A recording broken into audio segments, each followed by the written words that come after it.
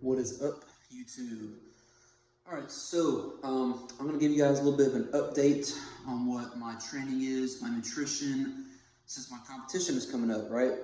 So now, for you guys, if you ever are wanting to compete someday and try to show off your physique in a show, just understand that it's not what you think it is. It's not something that's like a fun process. It's something that takes a lot of discipline, and I've only done it once. So it's like, for me, I haven't even experienced the full effect of competition prep yet. Because my last year, or 2 years ago when I did it, it was really just for experience, right? But this year it's all about winning. So my body's blew up these last couple of years. So now I've had a pretty good shot at winning this year too. So, so the training and nutrition for me right now, just understand that if you're looking to compete, make sure you get a coach, a very good coach that knows what they're doing. Because every person that competes needs a coach. Everybody needs a second eye. I mean, if you try to do it by yourself, there's a few handful that can coach by themselves, or coach themselves. But you really need a second eye, like in person, to actually, he can look at you and be like, okay, you got to make this change because I'm looking at you and stuff like that. But anyway, competition prep's nothing to be messed with. You can really hurt yourself. You can really lose muscle, so you got to be extremely careful. But anyway, back to the whole point of this video. So my training right now. So I've said this on a few videos before, within the last few months, or within the last month. So my training right now, nothing changes, okay? On exercises themselves, nothing changes. The only thing that's changing is rep range, dropping the weight just slightly, still keeping heavy weight, still keeping the compounds in there. The biggest mistake people make when they start to cut down is they cut out a lot of exercises, especially the compounds, which compound lifts keeps that thickness on the muscle as you cut down. Because if you just take away those compound lifts, man, trust me, you're not going to keep that thickness on the muscle. You're going to lose size as you get down. Don't think just because you cut down, be like, oh, I'm going to keep all this muscle, I'm going to look big. You're going to lose some muscle, okay? It's not going to all stay, but it's memory muscle. It comes back real quick. So just understand that a cut like a competition prep cut, different than a normal cut, okay? So this is where you're getting shredded, like shredded. So you are going to lose a little bit of muscle along the way, and that is totally okay. It's memory muscle. It'll come back in a snap once you start bulking up again within weeks. So don't be scared of that. So yeah, my rep range will go up a little bit, drop the weight just slightly, but I'm still doing those compound lifts. So when you're bulked up like me right now, it's very, very important to keep the compounds in there throughout the bulk. So, for arm day, that's the cheat curls, that's the heavy hammer curls. For chest, it's the incline bench. For back, it's the deadlifts, the bent over rows, all that stuff, man. So that is the thickness, the heavy meat of the muscle. Okay, that's what keeps you healthy, longevity-wise. If you go to the gym just looking for the pump and not really to tear the fibers, you're not gonna grow. It's that easy, that simple. But anyway, so when you start to cut down for a competition like I'm about to do, the smartest thing to do in terms of your training is to keep everything the same except for the rep range and drop the weight just slightly. I would say, let's say your max on incline bench is, let's say 110 on dumbbells on incline. So typically a comfortable rep range with that is about 70% of that max for most people. So what you want to do is you basically want to take about 10% of that weight. So that'll be about, if I do the math right, about 100 pounds and 90 pounds, right? Probably a little more than that. But anyway, math's probably wrong, I don't care. But so basically you want to make sure, let's say you're doing the rep range 6 to 8 throughout the bulk or something. Again, I change my rep range throughout the whole year. I change every 6 to 8 weeks. I'm changing the rep range. For me, what's made me successful at what I'm doing so far is I constantly play with things. I play with rep ranges all the time. And the thing that's worked for me, because that shocks your body, man. That shocks your body. Because if you do 8 to 12 reps year round, that's more cardiovascular. you don't add weight to. It's hard to add weight with 8 to 12 reps, man. You got to have some weeks where you go 3 to 4 reps. Really try to go heavy. I mean, I go as heavy as I possibly can for the rep range I'm doing. So if that's cheat curls, I'll load up 150, 160 if I can. Even if it's just 1 or 2 reps, you know, it's just like it gets that thickness on those arms, with any muscle group. So, but again, as you cut down for competition prep, basically every week that goes by, you're dropping carbs, right? You're keeping the protein the same, and you're basically dropping fats and carbs every week. So the only time you would keep it the same is if your weight is keeping the same or it's going up, right? Or sorry, if it's going down. If your weight goes down too quick, you got to refeed a little bit because you don't want to lose too much too quick. Never. So, but as the weeks go by, the training stays the same. You are going to get weaker. Okay, you're going to get weaker. So what you do about that is you drop the weight just, again, very slightly.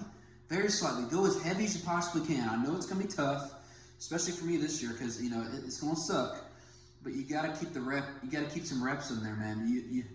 I know I preach on like 3 to 4 reps or 6 to 8 reps, but once you start to cut down, you got to get back in cardiovascular shape. So 90% of the year you should bulk, and about 10% of the year cut back a little bit, reset the metabolism, to go again.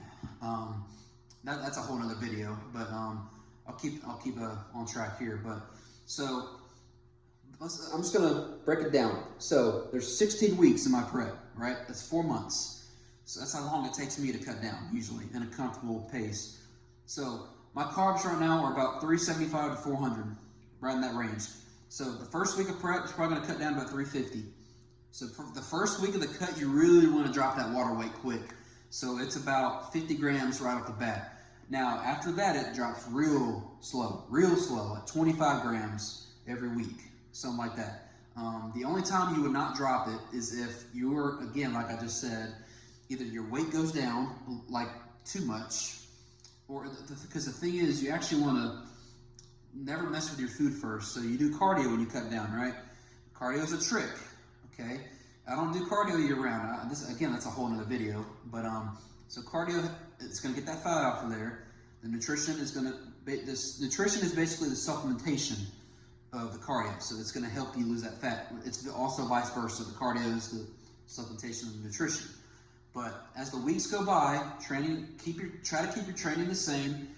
Again, you're going to get weaker. So especially by week 5 of the cut, you're going to already start to notice. You're going to start looking better. You're going to start seeing, okay, I'm losing some fat. I'm looking good. But as the weeks go by, you're going to get weaker. It's going to suck. Your clothes are going to be looser. Once you take that shirt off, though, you look huge, man. So, because right now I look big in clothes, right? The arm's not going to look that big when I cut down. So it'll keep a lot of size, but it's not going to be as big as it is now, sadly. But it'll look bigger because it's leaner, but it won't be as big. But anyway, as you cut down, so let's say by week 10, my carbs are probably going to be around 250 to almost 225, something like that. So, and then by week, you know, when peak week comes around, it's probably going to be 50 grams to 25 grams, which is going to suck. Then you have your depletion week, which is basically no carbs at all. Those are the days that you're going to lose that fat. So, again, it's not something to be played with, y'all. I mean, if you try to do this by yourself, you can fuck yourself up real bad. I've seen it happen before. This one buddy of mine, he tried to compete in a show. He coached himself. I'm like, dude, he lost so much so quick. Like, he cut down for about 12 weeks, so 4 less than me. And man, he lost a lot of weight real quick. I mean, I think he was about 190 when he started, and he got down to about 170 in 5 weeks. And I'm like, dude, you got to refeed, man. You're going to lose a bunch of muscle. He already did. I mean, you got to refeed a little bit, man. And he said, no, man, I'm cutting. I'm like, well, you're losing a lot of muscle. I'm telling you up front, you don't know what you're doing. You're losing so much muscle mass. And the thing is, you don't want to be too ahead of schedule because you got to refeed, right? So it's weird. You want to be behind schedule instead of ahead of schedule. Yeah, it may sound weird, but that way you have enough time to refeed and all that stuff. So anyway, so my nutrition right now, that's the training part. So my nutrition. So I already said my protein's going to stay the same throughout the prep. It's going to increase a little bit as I go. That way I can make, because the key to a competition prep is you're retaining the muscle, right? You're not trying to lose it. You're retaining the muscle, which means keeping it, not growing it. It's not a muscle gaining phase, okay? It's a fat loss phase. So you're basically keeping the muscle, dropping the fat. So the nutrition, so I currently am cutting out steaks, pasta. I'm replacing it with chicken, more ground beef, bison, tilapia, whitefish, salmon's out. And that's really all the proteins I'm eating right now, guys. And shakes are still in. And that's pretty much it for my nutrition right now. I'm kind of teaching my body right now a month ahead of time. Because I'm teaching it right now about what it's about to go through. So it's like, okay, maybe he's starting to cut down. It might sound stupid, but your body is very smart. Very smart. It knows, especially when you've been through it before. If it's your first time cutting, don't do what I'm doing. Keep the same nutrition in there. And then once you start to cut, just drop everything. But as the weeks go by, you want to slowly drop your food. Like, not in terms of like quantity, but what you're eating. So let's say you're still eating steak. Of course, I wouldn't eat steak at all during prep. Steak holds water. So, because the first few weeks, you want to drop the water as quick as possible. So, it's very important that you make sure that you cut out steaks, pasta, replace that shit with chicken. All that. It's going to suck, but chicken is the thing, man. Chicken's the key. But yeah, guys, so competition prep's coming up July 20th. I think I'm ready. This bulk has been probably the best out of all my bulks. I've been bulking since July of last year. I bulked from, let's see, I'm trying to think. From 2020, my last show, October 2022, I bulked from December, because I reversed out in November. Started in December all the way, that's kind of a short bulk. I did it from December to May, did a mini cut from May to July, and then from July 2023 to now. So it's, I've been bulking for about 6-7 months now, so I was trying to think, I think I was 175 or 180 into that cut. So I've gained about 15 pounds since then. A lot of water weight, but I probably gained about 5 pounds of muscle this bulk, something like that, which is quite a lot. Because I can tell I'll upload a picture between this bulk and last bulk, see the progress, but I've gained a lot of thickness. I gained a lot of muscle. So, especially in the arms, chest, back, everything. So, yeah, guys, so it will be at the Von Braun Center, downtown Huntsville. Please, if you're not busy, I know it's way ahead of time, but please make time to be there.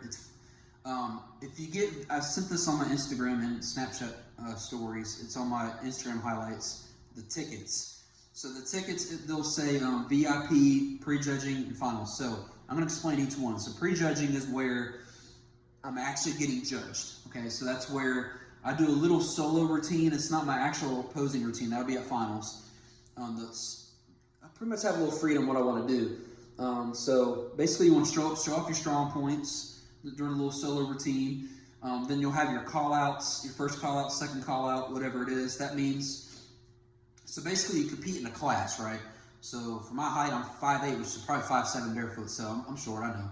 So I'm going up against guys my height. So if I win my class, I move up to overall, which is everybody that wins in their class, and that's different heights. So that's what makes it hard to win. If I'm standing next to a 6'2", 6'3" guy, it's gonna be hard to win. It just will. He's gonna have a bigger frame and everything. But anyway, that don't mean short guys can't win. We can still win. Anyway, so you compete in a class, in a weight class. So for my height, my weight class is 175. It's gonna be tough to make, but I think I can do it. So I'm 195 fasted right now, so I think I'll get there. It's 20 pounds. But anyway, so prejudging is where I do that little routine. Basically, and let's say they're going to announce to the crowd, like, first call out. They're going to call out your competitor number. I'm going to be wearing it on my waist with my little shorty shorts showing my legs. Let's say I'm number 4. They'll go in numerical order, like 2, 3, 4, whatever it is, whoever won in that class, and it goes from there. So that's prejudging. Now finals, it basically continues off prejudging, but you do your actual posing routine, which is about a minute and a half. Again, I'll post the routine music in peak week. You're gonna love the fucking music. It is dope. Took me a while to find a good one. I found that one about 3 months ago. I'm like, oh man, that's a good one. It's really smooth. It's easy to post to, so it'll be good. You guys will love it. But anyway, I do that routine for, I think it's a minute and a half. So I do that for a minute and a half, and then basically I just give out awards and stuff. That's what that is. So that's where you see my placing. So if I win, I go to nationals and then state, and that's where I start getting the money and all that stuff. So I'm excited. And VIP tickets, you're going to see on there too. So VIP tickets are both finals and prejudging. So you basically save $5 if you buy VIP. So don't just buy both prejudging and finals. Just get the VIP, you get both. And I think you get access backstage. I'm not sure. I think you do. I'm not sure. I know you get front row seats for VIP. You get your own section. But yeah, guys, if you don't know where I buy tickets, it's currently on my Snap story right now, and it is on my Instagram highlights under Comp 2024. Just click on that and you'll just tap through and you'll find it. You'll just say tickets, purchase here. It'll have a link. Just click it. You're good to go. All right, guys, that's it. Little arm flex. I'll see you guys there. Peace out.